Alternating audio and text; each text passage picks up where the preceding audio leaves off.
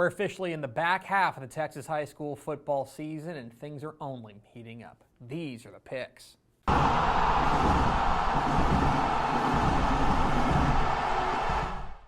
Welcome into the picks, your guide to Texas high school football weekend. My name is Greg Tepper of Dave Campbell's Texas Football and TexasFootball.com. Thank you so much for tuning in. And after a wild week 7 that gave us a little bit of clarity as to how these district races are going to go and maybe which teams have taken the pole position in those districts, we are now moving into week 8 where there are massive games everywhere, including state-ranked clashes, de facto district championship games, and undefeated matchups on the line. In fact, that's where we start. We start in Cook County. 7 o'clock Friday night at Hornet Stadium in Munster. It's a state-ranked matchup of unbeatens in 2A as the Windthorst Trojans take on the Munster Hornets. What are the keys to this matchup? Key number 1, something's got to give, because both of these defenses have been absolutely outrageous, and at some point, I guess, theoretically, someone's got to score in this game. Munster is allowing fewer than 12 points per game, thanks in large part to their big defensive front led by Tommy Lutmer. On the other side, for Windthorst, of course, they won a state championship last year based on the strength of their defense, and they're at it again, allowing just 7 points per game behind Hunter Herndon. Now, it's not to say that these offenses are anything to turn your nose up at. In fact, both offenses, I think, have been really good. Windthorst's new quarterback, Logan Cope, has been excellent, and I think the running game from Munster with Colton Deckard is really, really difficult to stop. But this is a matchup of two of the premier defenses in 2A Division II. So, on Friday night, with two great defenses on the field, what gives? Key number 2, Windthorst's defensive line against Munster's offensive line. So let's zoom in a little bit on one of the key matchups here in this game. Windthorst's defense from defensive coordinator Juan Cavazos starts up front, and they have been fantastic up front with guys like Eddie Lamas and Jalen Friddle. This defense has been great. They've got 57 tackles for loss and 15 sacks to start the season. They're now going up against a big, physical Munster offensive line led by Daniel Fernandez that is averaging more than 8 yards per carry and is keeping their quarterback clean. That's where the game, I think, is going to be really won or lost, is whether the Munster offensive line can hold up against this Windthorst defensive front. This is a true strength-on-strength matchup. So when they get on the field, who wins out? And key number 3, do you empty the bag? So a great coaching matchup in this one, right? Brady Carney for Munster, Chris Tackett for Windthorst, both state champion head coaches. And there's an extra wrinkle here that I think is going to make this interesting. You see, last year, Windthorst played Munster twice. They beat them twice. They beat them in district play, and then they beat them again in the regional final en route to their 2A Division II state championship. And I think there's a fair chance that they meet twice again, right? I think, all due respect to Albany and a few other teams, they're in Region 2, but I look at this and think, okay, Windthorst and Munster may in fact be the two teams to beat in Region 2. That sets up an interesting chess match, right?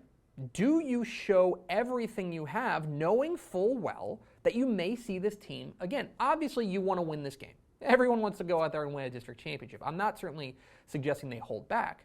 What I am saying is, are you going to throw everything you've got at them in what may be the first of 2 meetings? So, what manifests itself in the coaching matchup here? Who am I picking? I'm going with Munster.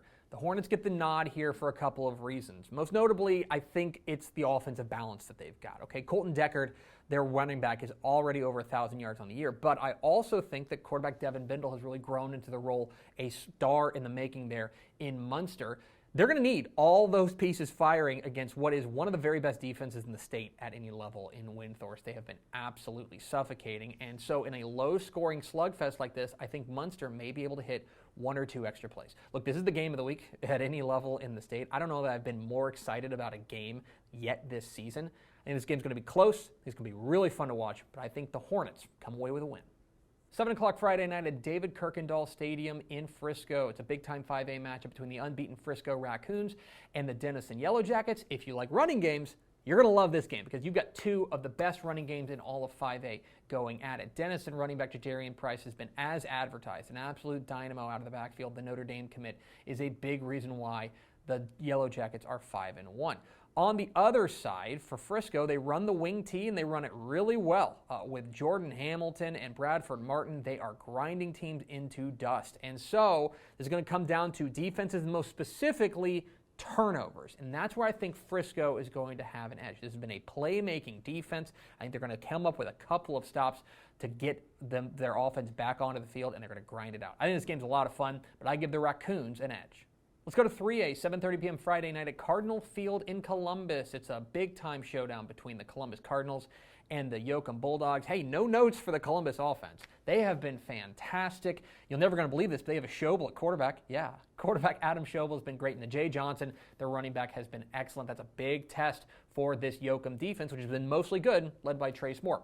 Okay, but the other side is where I think Yoakum's got a pretty big advantage. Jaden Jones, the running back for Yoakum, has been very good grinding it out on the ground. They've got good balance to the offense, going up against a Columbus defense that has been susceptible to the big play. And so Columbus is going to have to play their best defensive game yet to get this big district win. But for now, I think Bo Robinson's Bulldogs are for real. Maybe flying under people's radar, but you need to be paying attention to them. I think Yoakum gets the win. 6 o'clock Saturday at Turner Stadium in Humble. It's a big-time showdown in the Houston area as Atascocita takes on C.E. King. C.E. King is undefeated, and they have been absolutely explosive with DeCorian Hammond and Jarrell Wembley. I think this kid's awesome. Jarrell, go watch some highlights if you haven't of this kid. He is fantastic. But they're about to get their biggest test yet in their undefeated run because Atascocita is not only great, but they are battle-tested. Guys like Gavin Session, guys like Keith Wheeler, guys like Chase Sowell. I mean, they have got playmakers all over the field, especially on the defensive side, too, with defensive end Micah Tate. The question here for King is kind of going to be the question against all of Atascocita's opponents for the rest of the year because of their big offensive line led by Cam Dewberry. Can King get pressure without sending extra blitzers? Because Gavin Session is good enough to step up into pressure and fire if you are having to send guys from the secondary. This is a key component in this game. Can King get pressure without having to send extra guys? For now, I think Atascocita gets the win, but keep an eye on this one. Let's go to the Coastal Bend, 7:30 p.m. Friday night at Wildcat Stadium in Corpus Christi as the Calallen Wildcats welcome in the Miller Buccaneers. And this is a classic strength-on-strength and weakness-on-weakness matchup. Let's start with the strength-on-strength, right? Miller's offense, whoa. Jaden Brown, the new sophomore quarterback, has stepped into the shoes left by Andrew Body seamlessly. Lonnie Atkinson is doing that thing again where he's like one of the best receivers in the state. But they're going up against a Calallen defense that's been very strong, right? Colton Calloway leads a traditionally strong Wildcats defense. So let's go to the other side, where I think it's a bit of a weakness on weakness. The Calallen offense has only been okay, right? They're not that kind of explosive running game that we've seen in past years, although Epi Hinojosa, their running back, has been pretty darn strong. But they haven't put up those big numbers that we've come to expect from the Wildcats. But they're going up against a Miller defense that, well, plain and simple, they got run over by La Vega and they got torched by Corpus Christi Veterans Memorial, right? Now, those are two really good teams, but that is definitely the weaker side of the team for Miller. So, who is able to shore up their weakness a little bit better in this game? That's where I think the edge is going to be had. In the end, I give Calallen the edge because they're at home, and I think they're going to be able to get a couple of more stops. Give me the Wildcats. And 7 o'clock Friday night at C.H. Collins Stadium in Denton. It is a 6A showdown between the Allen Eagles and the Denton Guyer Wildcats. It's the District 5-6A matchup we've been waiting for. Chad Morris's offense at Allen is looking pretty good, right? Jalen Jenkins, the running back, has been on another planet lately. Quarterback Mike Hawkins growing into the role. No notes for the Allen offense, but I have some pretty major concerns about their defense. And going up against a Guyer attack led by Jackson Arnold with a big-time wide receiver core led by Grayson Ibarra, I think that may be a bit of a problem for this Allen defense. Furthermore, while Guyer's defense has faced big offenses like this, and they've beaten them, right? Go back to Atascocita. In a lot of ways, Allen profiles pretty well with Atascocita. Big offensive line, a lot of different playmakers on the offense, and yet Guyer was able to get past that Eagles team. I think this plays out a lot in the same way. I think that this game is close into the fourth quarter, but in the end, Guyer gets a couple of defensive stops to pull away. I think the Wildcats come away with a win. But those are far from the only big games in Week 8 of the Texas high school football season. Let's get to the lightning round. I like Bushland over Amarillo River Road. Give me Colleyville Heritage to take down district rival Mansfield Summit. And Jim Ned keeps rolling with a win over Wall. I like Side Park to beat Bridgeland in a pointsy affair. Give me El Paso Andrus to beat El Paso Burgess. And oh, hey, it's DeSoto and Cedar Hill. I like the Eagles in this one. It's a battle of the Arroyo. I like Harlingen over San Benito. Give me Little Cypress, Mauriceville to keep it rolling with a win over Viter, and A&M Consolidated takes down previously unbeaten Montgomery. I like Midland Greenwood over Sweetwater. Sherilyn beats Pioneer in a crosstown showdown in the Valley, and Aledo gets their 100th consecutive district win. They beat Timberview. I like Rawls over Roscoe. Give me Sonora to take down Brady, and Austin LBJ stays perfect with a win over Fredericksburg. Wichita Falls Rider beats Lubbock Cooper. Austin Vandegrift beats Round Rock Cedar Ridge in a game you can watch on TexanLive.com. And in a battle of unbeatens out west, I like Childress over Friona. Forsan beats Anson. Idalou takes down Abernathy in a matchup of unbeatens. And I'm going with Lovelady over West Sabine. I like Magnolia over Magnolia West in a crosstown rivalry. I'm going with New Braunfels to take down San Antonio Wagner. And San Antonio Johnson keeps rolling. They beat San Antonio Madison. San Diego over Lifer. Toller takes down Hamilton, and Amarillo bounces back with a win over Lubbock Coronado. Give me El Paso Eastwood over El Paso Eastlake. I'm going with Falls City over Louise, and Frisco Lone Star takes down Frisco Wakeland.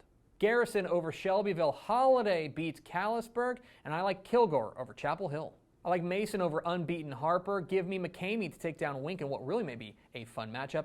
And I think West keeps rolling with a win over Whitney. West Orange Stark beats Orangefield. Wichita Falls Hershey takes down Springtown. In our six-man game of the week, it's cross-county rivalry.